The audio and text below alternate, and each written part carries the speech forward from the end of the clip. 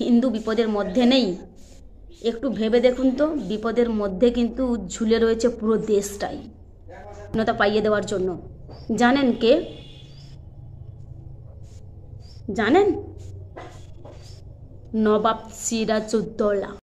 শুনুন, যেভাবে এখন বিজেপি আরএসএসের দল, ওদের আসল উদ্দেশ্য কি সবাই জানে, বুঝলেন? হিন্দুত্বের নাম করে নিজেদের স্বার্থ সিদ্ধি করা, জনগণকে বোকা বানিয়ে। তাহলে শুনুন, এখন যেভাবে বিজেপি আরএসএস দলেরা যেভাবে গরিব বাড়ির হিন্দু গরিব বাড়ির ছেলেগুলোর মাথা ব্রেন ওয়াশ করে দিয়েছে বা করাচ্ছে যে আমরা হিন্দু ওরা মুসলমান, আমরা হিন্দু ওরা মুসলমান। আসল উদ্দেশ্য এটা নয় ভারতটাকে হিন্দু রাষ্ট্র ঘোষিত করা, আসল উদ্দেশ্য এটা পশ্চিমবঙ্গটা দখল করা, বুঝলে? আর তা যদি না হতো তাহলে বিজেপি শাসিত রাজ্যগুলোতে ওরা প্রথম মুসলমানদের তাড়াতো। তোমাদের তাহলে একটা কথা বলছি শুনুন, আজকে বলতে আমি বাধ্য হচ্ছি, আপনারা নিশ্চয়ই এটা জানেন, এটা বাংলা। মমতা ব্যানার্জি আমাদেরকে শিখিয়েছে, মমতা ব্যানার্জি তার পশ্চিমবাংলার মানুষদেরকে শিখিয়েছে হিন্দু মুসলমান বলে কিচ্ছু নেই, আমরা সবাই ভাই ভাই, আমরা সবাই মানুষ, আমরা সবাই রক্তে মাংস তৈরি করা মানুষ, ভারতের বুকে জন্মেছি। এটা নিশ্চয়ই সবাই জানো, এটা নিশ্চয়ই তোমরা এটাও জানো।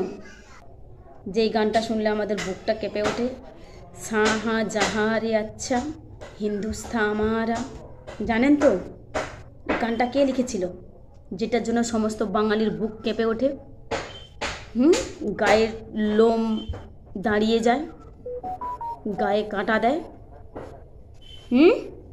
জানেন কে লিখেছিলেন? কবি ইকবাল, একজন মুসলমান ছিলেন। জানেন পশ্চিমবাংলার মাটিতে দাঁড়িয়ে মাটিটাকে রক্তে লাল করে ইংরেজদের সাথে লড়াই করেছিল দেশটাকে স্বাধীনতা পাইয়ে দেওয়ার জন্য। জানেন কে? জানেন? নবাব সিরাজউদ্দৌলা। কি বলবেন আপনারা? মানুষ কিছু জানে না?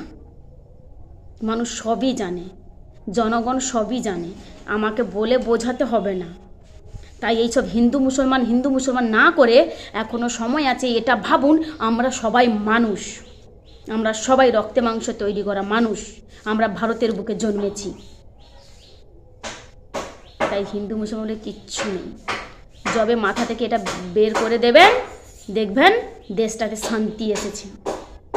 আপনারা হয়তো এটা জানেন না, বারবার আপনাদেরকে বোঝানো হচ্ছে মানুষ বিপদের মধ্যে আছে, মানুষ বিপদের মধ্যে আছে, মানুষ বিপদের মধ্যে আছে, হিন্দু বিপদের মধ্যে আছে, হিন্দু বিপদের মধ্যে আছে। হিন্দু বিপদের মধ্যে নেই। একটু ভেবে দেখুন তো, বিপদের মধ্যে কিন্তু ঝুলে রয়েছে পুরো দেশটাই।